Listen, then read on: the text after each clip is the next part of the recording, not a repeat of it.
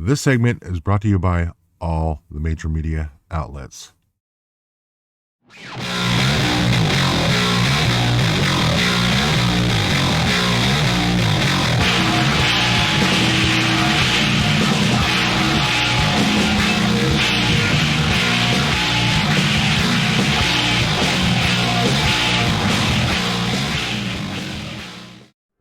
Trump said bloodbath.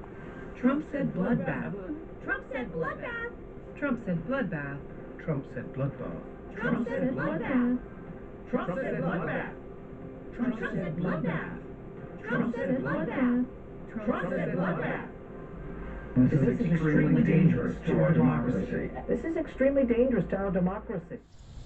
Well, Donald Trump hit the news again. No surprise there. Apparently, the mainstream media is back at it again.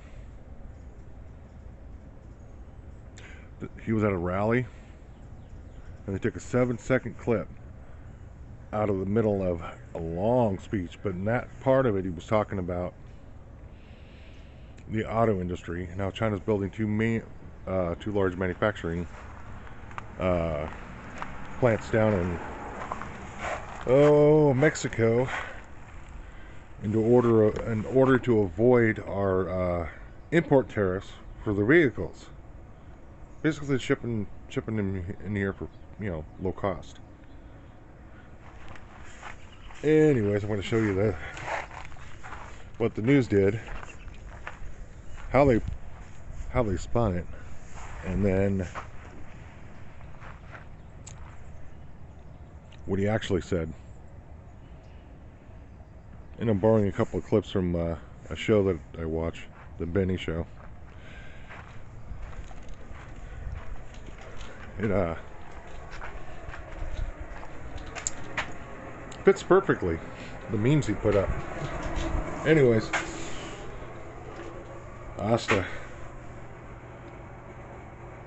gonna flip on over to the PC and get this going. The race for the White House and former President Trump's campaign now on the defensive after his fiery rhetoric at a rally in Dayton, Ohio on Saturday night. Trump warning while discussing the economy that there would be a, quote, bloodbath if he is not reelected in November.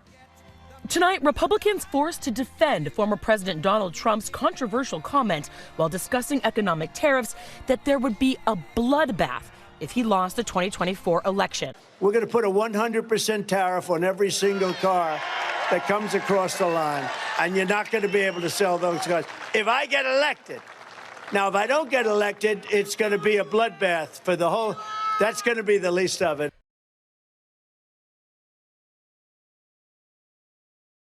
You know, Mexico has taken, over a period of 30 years, 34% of the automobile manufacturing business in our country. Think of it.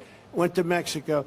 China now is building a couple of massive plants where they're going to build the cars in Mexico and they think that they're going to sell those cars into the United States with no tax at the border. Let me tell you something to China. If you're listening, President Xi, and you and I are friends, but he understands the way I deal, those big monster car manufacturing plants that you're building in Mexico right now, and you think you're going to get that, you're going to not hire Americans, and you're going to sell the cars to us. No, we're going to put a 100% tariff on every single car that comes across the line, and you're not going to be able to sell those cars if I get elected. Now, if I don't get elected, it's going to be a bloodbath for the whole. That's going to be the least of it. It's going to be a bloodbath for the country. That'll be the least of it. But they're not going to sell those cars. They're building massive factories. A friend of mine, all he does is build car manufacturing plants. He's the biggest in the world. Have to cover it when the former president, who's already incited violence among his followers, says that there's going to be a bloodbath after the election if he does not win. He is telling us what he is going to do. Let me just disagree a little, because I'm having super 2016 deja vu over the bloodbath news cycle. This is what Donald Trump does. We're sitting here talking about a word that he used that 4 days ago we were all using to talk about what happened at the RNC. That's in headlines about the markets on Wall Street.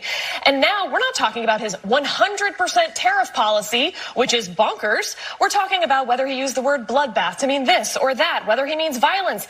We all know what that do? Ignore it?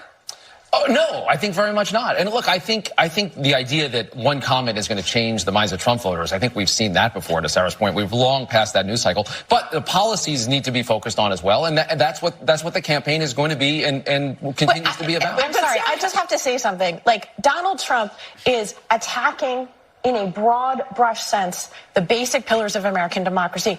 Period. Full stop. If that's not news to you, it's not about tariffs. That's not the reason why millions of Americans are supporting Donald Trump.